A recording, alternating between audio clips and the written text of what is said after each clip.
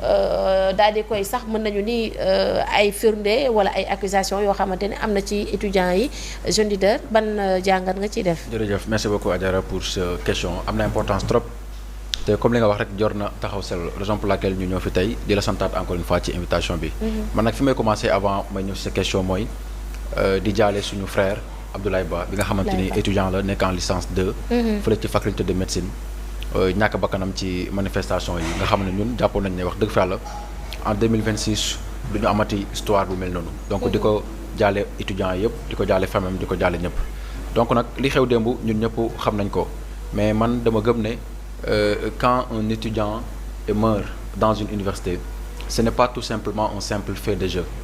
ça pour moi c'est un signal d'alarme et face à un signal d'alarme c'est-à-dire que l'État doit répondre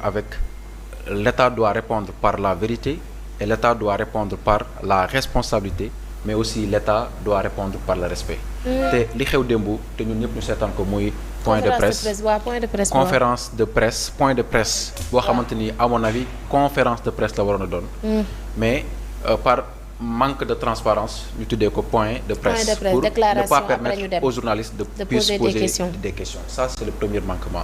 maintenant je pense que man ak l'ensemble des étudiants du Sénégal que ce soit de l'UCAD et que ce soit des autres universités li ñu gis démb c'est décevant et c'est regrettant xaaruñu loolu démb l'ensemble des étudiants nous avons suivi un point de presse boo xamante ni c'est un point de presse irrespectueux. Nous avons suivi un point de presse irresponsable mais aussi nous avons suivi un point de presse insuffisant. la moo tax ma ne nous avons suivi un point de presse irrespectueux parce que démb dañu gis gouvernement boo xamante ni il préfère défendre les institutions que d'éclairer la vérité. loolu c'est la première chose. Deuxième chose bi mooy démb aussi dañu gis benn point de presse boo xamante ni c'est un point de presse irresponsable. C'est un point de presse irresponsable parce que démb le ministre de l'Intérieur dafa ñëw mu projeter ay vidéo. waaw ok léegi yow naka ngay nekkee autorité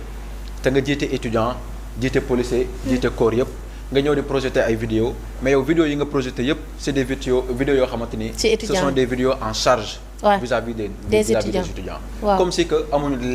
beneen vidéo bu négatif bu ñu war a reprocher ñi nga xamante ni moo nekk les forces de l'ordre et de défense ça c'est quelque chose boo xamante ni à souligner beneen bi ma wax aussi mooy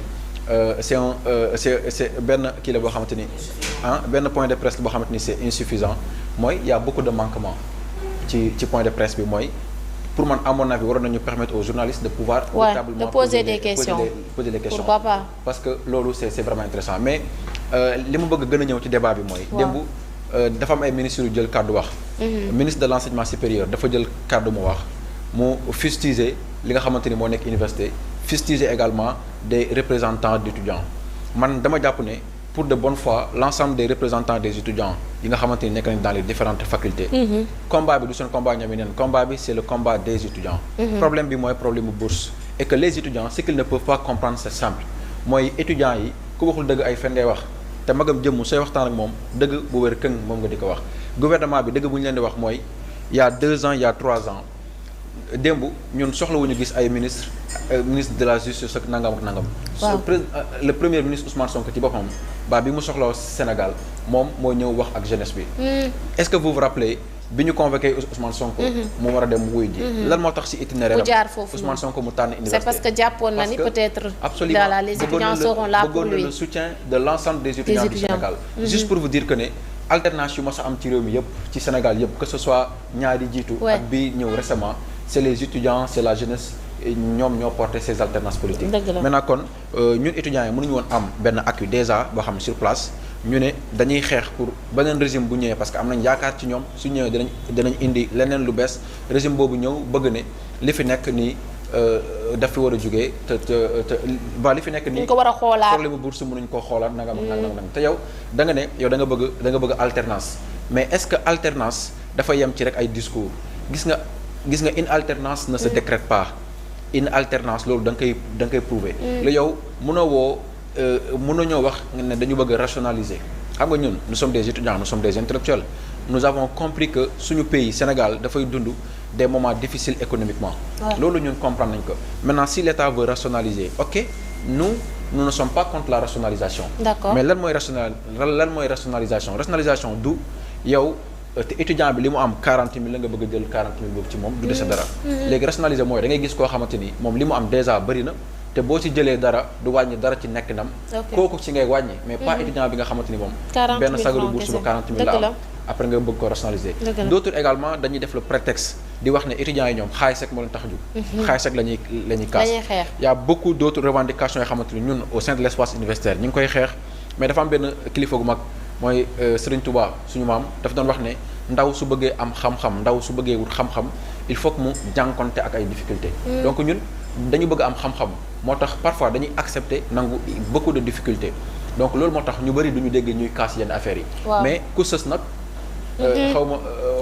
bool bu fees tuuru en fait. Donc bourse yi c'est inadmissible pour les étudiants ñu mën ko wàññi. Donc raison pour laquelle les étudiants se sont manifestés. Est-ce que par rapport ak ni mu waxee démb par rapport ak conférence de presse bi ni ñu ko defee jàpp nga ni mën nañu wax ni rupture am na wala rupture amul. Non rupture parce amul que ñu ci bëri jàpp nañu voilà on dirait que on est en train de voir régime bi nga xamante ni moom moo fi nekkoon on est en train de voir les ministres de l'intérieur yi nga xamante ni ñoom ñoo fi jotoon a jaar bu yaari situation yi nii amee. xam nga tey man dama koy wax souvent ci plateau télé ma dem yëpp dama ne on peut pas prétendre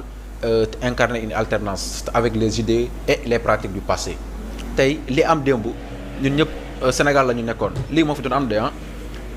parce que man mënuma comprendre yow l'ensemble des étudiants li ëpp ci étudiants yi porter ce combat ba nga arrivé au pouvoir maintenant yow une fois nga def la mainmise sur le pouvoir rek da ngay changer ce discours. dafa am benn borom xam-xam bu tudd Anthony Downs. te Anthony Downs benn borom xam-xam la benn xalaatkat la. dafa théoriser la rationalité des partis et des électeurs c'est-à-dire que moom daf ne les partis politiques n'ont pas d'idéologie fixe ils font de telle sorte que leur idéologie soit en coloration avec l'idéologie de la masse c'est-à-dire que man moi je suis un homme politique je veux le pouvoir damay ñëw diggee gauche droite mais su ma xasee ba yéeg ci nguur gi rek comme si que j'oublie damay fàtte couche bi nga xamante ni mooy couche bu essentielle bu porté woon sama combat. te li ñu gis démb mooy manquement mooy incompétence te suñu benn professeur dafa doon wax souvent ne le pire ennemi du populisme c'est l'exercice du pouvoir parce que yow ñoom dañ leen fal mais démb seen point de presse bi yëpp dañuy ñëwaat di ngaañi université di ngaañi yow bañ la falee ba léegi tu as fait 2 ans de pouvoir léegi pourquoi ces 2 ans de pouvoir là vous n'avez pas fait des réformes yu la mën a permettre ba ñi ngay ngaañi tey loolu ñu mënoon koo régler d'avance te ñun xaararoon nañ leneen lu dul ci gouvernement bi ak ci régime bi ñuy am véritablement étudiant boo xamante ni dina ñàkkaat bakkanam Mala bi nga doon wax sànq est-ce que yow jàpp nga ni ñoom ci rationalisation boobu ñoom au lieu ñuy supprimer le rappel des étudiants est-ce que yow jàpp nga ni ñoom mën nañ au lieu ñu def loolu mën nañ wàññi quelques salaires yi nga xam ni des directeurs yi nga xam ni ñu ngi fi parce que on voit des directeurs ici qui ont des salaires de 5 à 6 millions. gis nga politiciens yi dañu muus man seen mbokk laa moi je suis un apprenti politiste moi j'apprends la politique te gis nga moi je l'avais dit lii nii moi waxoon naa ko ak étudiants yi bëri ci espace bi neneen naa leen c'est-à-dire que xam nga gouvernement bi ñoom seen objectif principal mooy yem ci bourse taxaw ci bourse mais heure bii ni ñun waroon nañoo fekk ñun étudiants yi ñuy kaas leneen lu dul bourse pourquoi parce que bourse loolu acquis woon déjà ñoom mënuñoo ñëw ñu ne dañ koy changer indi leneen lu bees te yaa ngi wax léegi waxu rationalisation da ngay xool tey tout récemment li gën a frustré étudiants yi bokk na ci gis nañu ay députés à l'Assemblée nationale des députés yu ne dañu war a supprimer bourse dañu war a xoolaat bourse bi nangam ak nangam di comparer Sénégal di comparer France foog ne Sénégal ak France ay pays yu bokk la alors que yooyu du pays yu bokk da ngay xool un député qui reçoit 1 200 000 1 300